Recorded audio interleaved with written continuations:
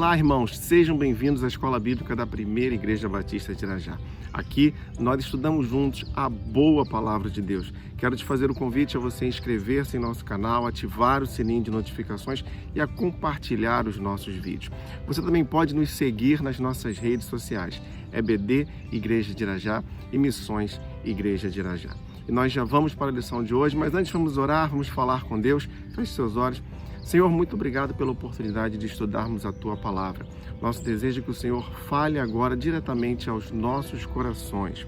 Dá-nos sabedoria segundo a Tua vontade. Oramos em nome de Jesus. Amém. E antes da lição, vamos ao momento missionário. Então nós estamos aqui com o nosso correspondente internacional, diretamente de Washington, D.C. Então, bom dia, pastor, bom dia, Esther, tudo bem? Bom dia, pastor João, bom dia, igreja missionária. Bom dia.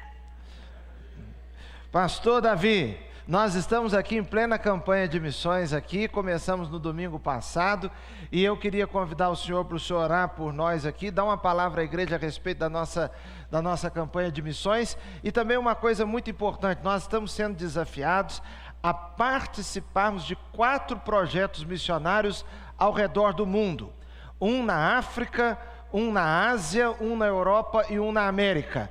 Então, nós queremos ser uma bênção para o mundo. Nós queremos ser uma bênção na vida missionária. E no momento em que o mundo está vivendo uma hora tão grave, tão difícil, o Evangelho, meus irmãos, é o melhor que o mundo pode receber. Porque o Evangelho é vacina contra uma doença gravíssima, chamada pecado. Então, pastor Davi, queria dar ao irmão a oportunidade de se dirigir à igreja sobre a nossa campanha de missões e fazer uma oração. Vou até pedir para Esther fazer a oração depois que o senhor falar. Tudo bem? Tudo bem, pastor? É uma alegria nós estarmos juntos aqui, participando dessa campanha missionária, que é uma bênção. Soube das notícias do último domingo, quando tivemos uma visita muito especial em nossa igreja, e os corações ali foram avivados, foram inflamados com a chama de missões. Isso é uma realidade muito boa para a nossa igreja. A nossa igreja participando de projetos de missões mundiais ao redor do mundo. Isso é algo muito nobre. Então, ontem eu ouvi uma frase que diz assim: Deus faz o mundo ficar pequeno. E é verdade, o mundo está muito disperso, mas o Senhor ele faz o mundo ficar pequeno à medida que nós nos unimos. Então, quando a Esther, quando o senhor, pastor João, pastores, ministras, igreja, quando nós, igreja do Senhor, nos unimos, nós estamos levando a boa nova e fazendo o mundo ficar mais unido, ficar menor, como diz a frase. Então, eu quero te incentivar nessa campanha de missões a orar, a ser um multiplicador, um mobilizador de missões nas suas redes sociais, no seu ciclo de amizade e também a ofertar. É um grande desafio, nossa igreja tem grandes desafios para esse ano, mas nós ainda vamos além e vamos fazer mais pela obra, como o pastor João mesmo diz, se eu puder fazer um pouquinho eu posso fazer, quando junta um pouquinho de cada um pouquinho dos irmãos, a obra ela cresce como um todo. Então que Deus abençoe você e eu somos missionários desse tempo. Pastor João, essa é a minha palavra, não sei se o senhor vai falar mais alguma coisa, eu já passo para a Esther orar, pastor. A Esther pode orar então. Oremos. Senhor, meu Deus, muito obrigada, Senhor, por mais um culto, por nós podermos estar aqui cultuando ao Senhor. Amém. Eu venho lhe pedir, meu Pai, acende a chama dos nossos corações. Amém. Que nós possamos ser pequenos missionários no trabalho, na igreja, na escola, em todos os lugares. Senhor, que nós possamos levar o Teu Evangelho através da nossa vida. No nome de Jesus. Amém. Amém. Pastor, qual era a temperatura aí hoje, 7 horas da manhã? 7 horas da manhã, a temperatura está subindo assustadoramente aqui, pastor. 7 horas da manhã estava 0 grau. Zero. Agora está 9 graus nesse momento. É isso tudo, pastor? Aqui 7 horas da manhã estava 40 graus. Agora nós já passamos de 90. Nós estamos podendo cantar aqui aquele hino da Cassiane, né? 500 graus de puro fogo, santo e poder. Pastor, Deus abençoe, muito obrigado, Esther, pela participação, um abraço aí em toda a família, hein? Tá joia? Amém. Um abraço ao senhor, pastor, pastores e ministras, a toda a igreja de Irajá e a você que também está nos acompanhando pela internet. A internet tem sido uma bênção para nós que estamos distantes. Mas o nosso desejo é que, assim que essa situação passar, que essa situação melhorar, nós estejamos todos juntos, novamente, congregando juntos. Joia, um abraço, pastor, fique na paz. Um abraço, Esther. E nós seguimos estudando o tema Gênesis. Para isso, utilizamos a revista Compromisso, da editora Convicção. Hoje nós chegamos à última lição de um total de 13 lições, onde nós, domingo após domingo, estudamos algumas preciosidades do livro de Gênesis. Nosso desejo é que essas lições, ainda que abordadas de uma maneira simples, elas possam ter te motivado a mergulhar na leitura da palavra, não apenas do livro de Gênesis, mas de toda a Bíblia. Hoje nós trataremos dos capítulos de 44 a 50 do livro de Gênesis. O título da lição de hoje: Deus transforma o mal em bem. Um susto depois do banquete. Gênesis capítulo 44, versos de 1 a 34. Neste ponto, nós continuamos o que já foi abordado na lição anterior, o reencontro de José com sua família, mas estão presentes apenas seus irmãos, ainda não está junto com eles o seu pai, Jacó.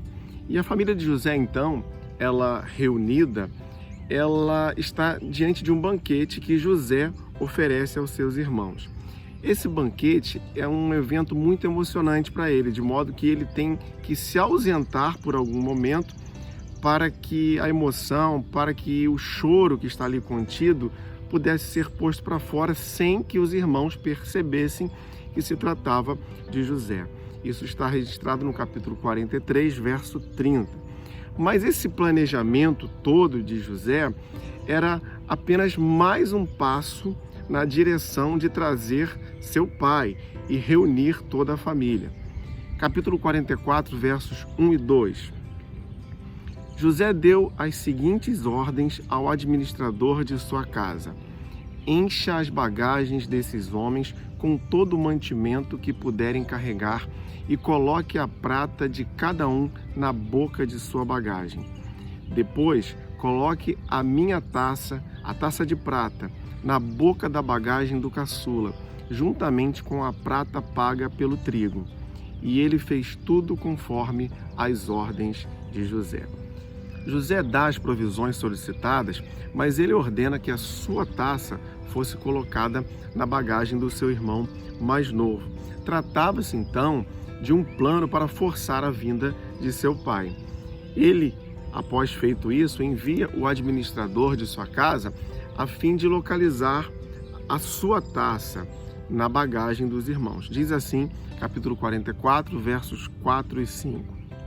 Ainda não tinham se afastado da cidade quando José disse ao administrador de sua casa: vá atrás daqueles homens e, quando os alcançar, diga-lhes: por que retribuíram o bem com o mal? Não é esta a taça que o meu senhor usa para beber e fazer adivinhações? Vocês cometeram grande maldade. Verso 12. O administrador começou então a busca, desde a bagagem do mais velho até a do mais novo, e a taça foi encontrada na bagagem de Benjamim. Então aqueles homens, aparentemente culpados de furtar um bem precioso de José, eles são forçados a voltar à sua presença. E na conversa deles ali, argumentando com José, Judá, ele se oferece para ficar no lugar do mais novo, Benjamim, aquele na qual bagagem havia sido encontrada a taça de José. Isso para que seu pai, ele não sofresse com o desgosto de perder mais um filho da mesma mãe.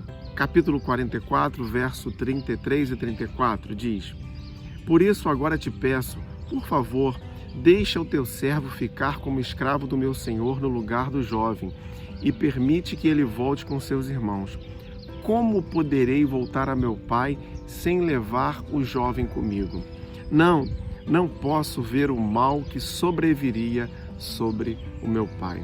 Esse pedido de Judá em favor do seu irmão e também do seu pai, ele reflete a mudança de caráter que ele estava experimentando Isso porque ele estava agindo de um modo diferente daquela situação anterior, quando José fora vendido. Lembrando que foi de Judá a ideia de vender o irmão José. Isso está registrado no capítulo 37 de Gênesis, versos 26 e 27.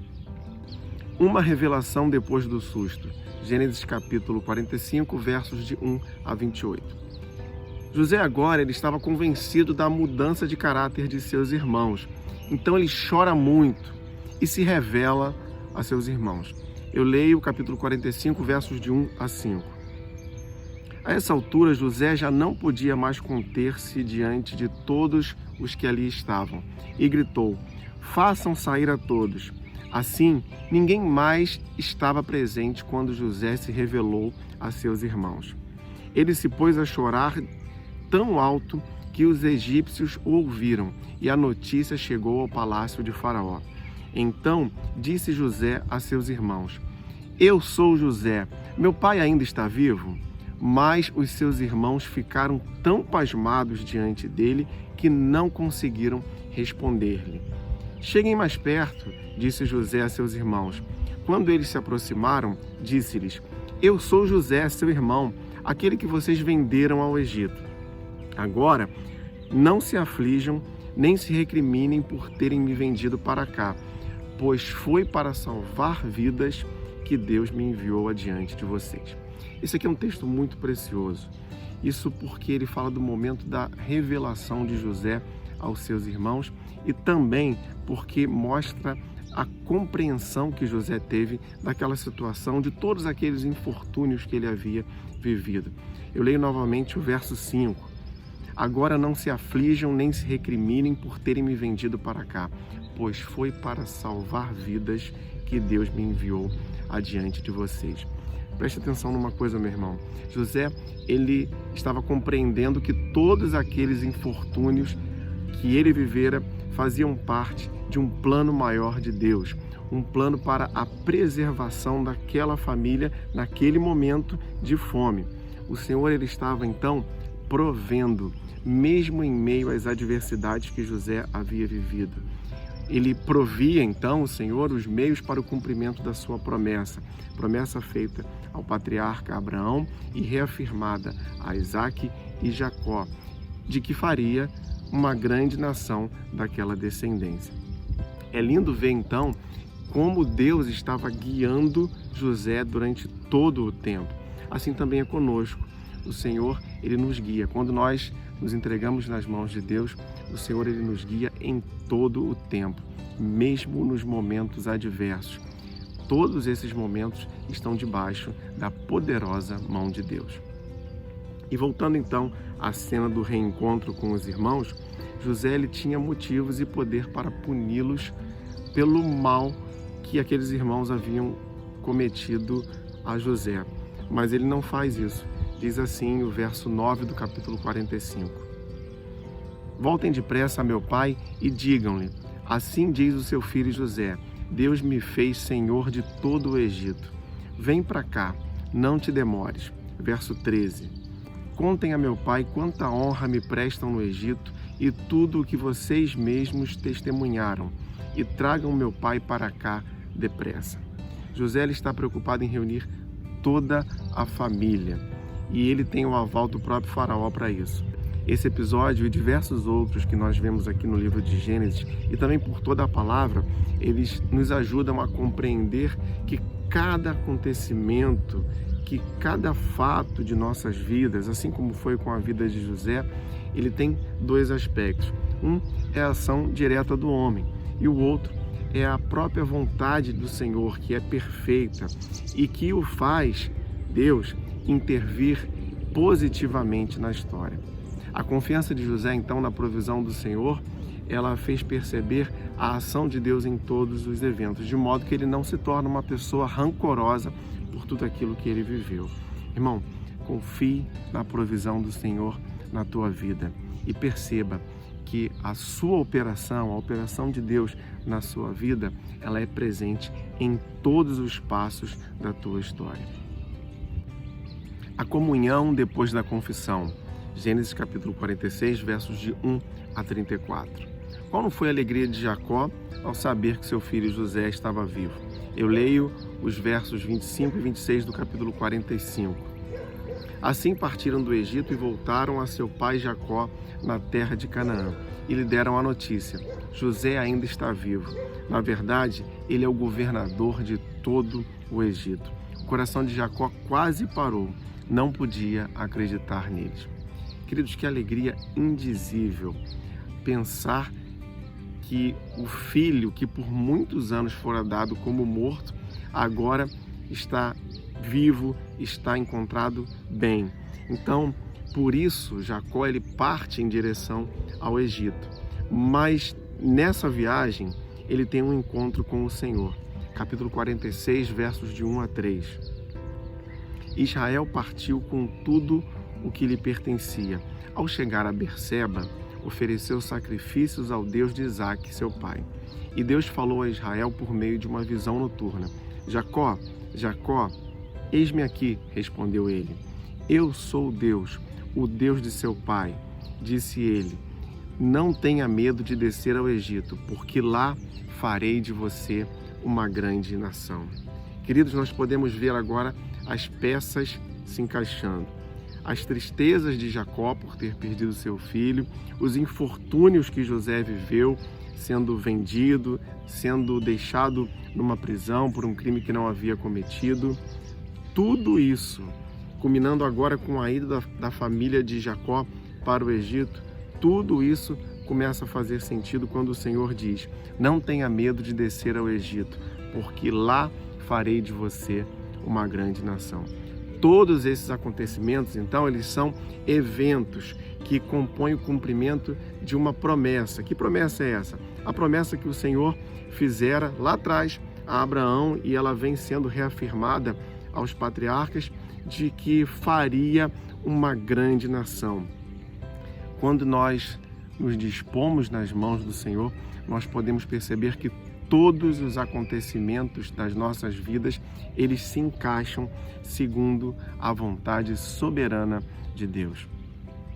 E o capítulo 46, então, ele vai terminar com a descrição do encontro de José e seu pai Jacó e a reunião de toda a família. Diz assim o verso 29 e o verso 30 do capítulo 46. José, de carruagem pronta, partiu para Gósen para encontrar-se com seu pai Israel. Assim que o viu, correu para abraçá-lo e, abraçando a ele, chorou longamente. Israel disse a José: agora já posso morrer, pois vi o seu rosto e sei que você está vivo. Certamente esse foi um momento muito emocionante, o reencontro de Jacó com seu filho José.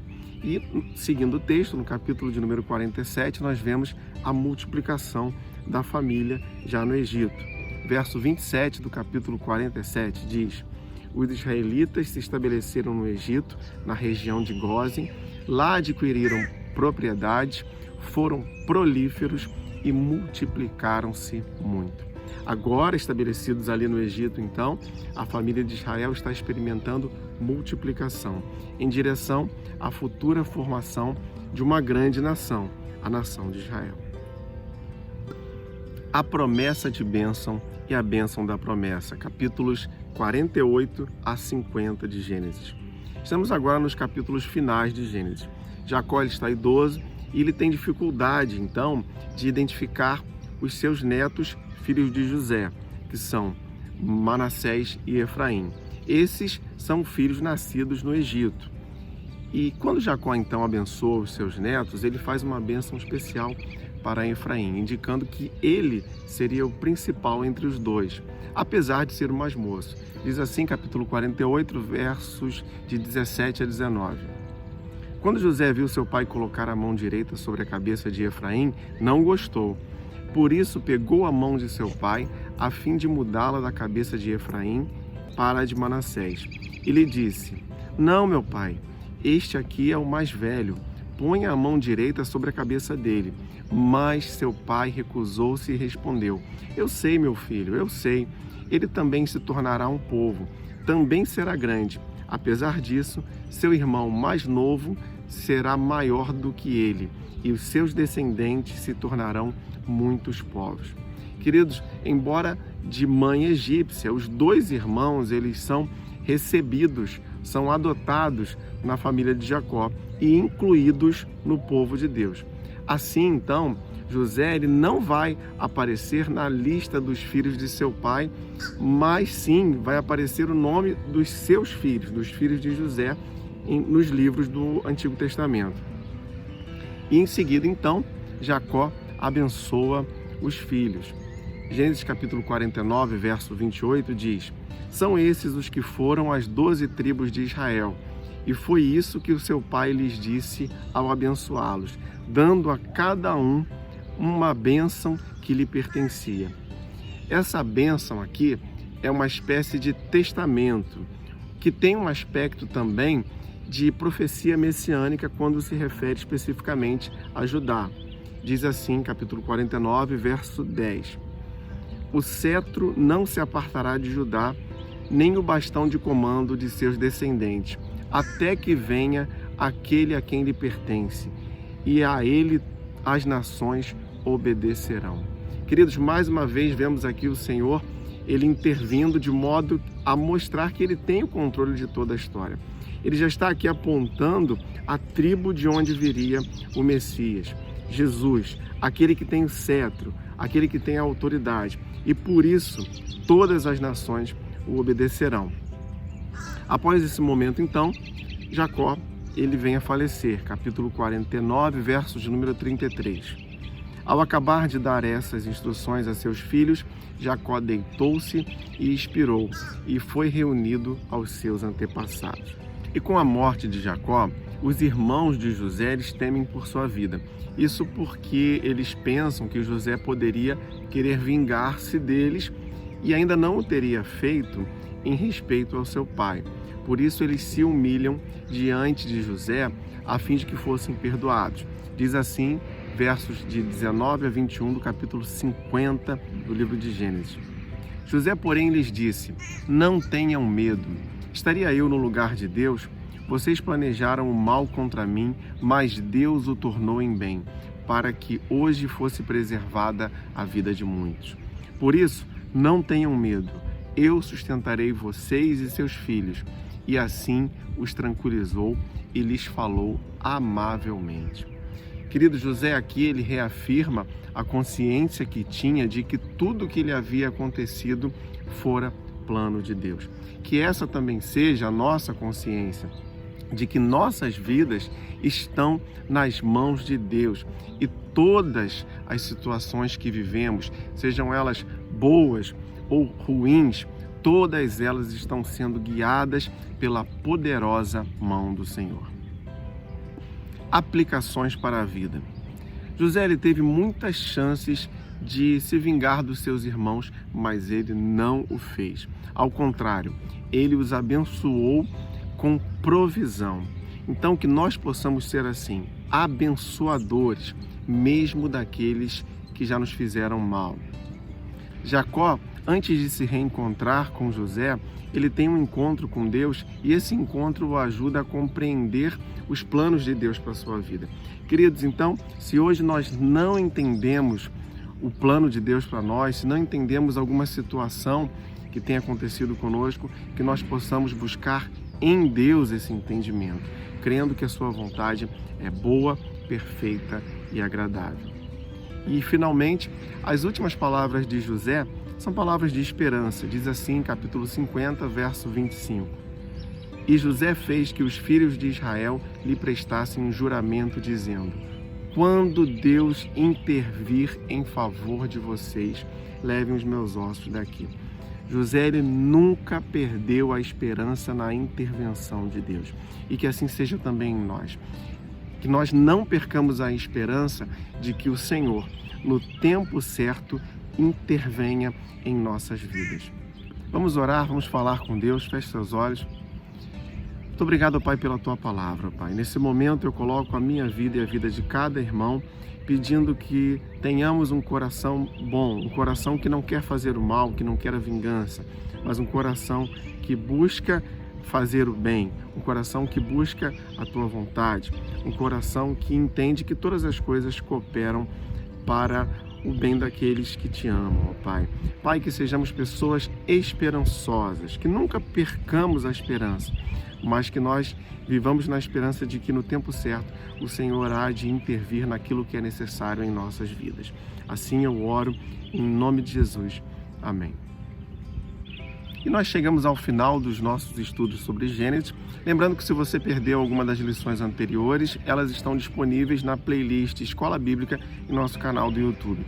Aproveite para inscrever-se no nosso canal e a compartilhar os nossos vídeos. Você também pode nos seguir nas nossas redes sociais, EBD Igreja de Irajá e Missões Igreja de Irajá. Se você tem alguma dúvida ou algum comentário a fazer, por favor, faça isso através do nosso e-mail ou das nossas redes sociais. Queridos, que o Senhor Ele te abençoe, que o Senhor te guarde, que o Senhor faça resplandecer o seu rosto sobre ti, que o Senhor te conceda a graça e sobre ti levante o seu rosto e te dê a paz. Até breve, e não se esqueça, leia, estude, entenda a Bíblia.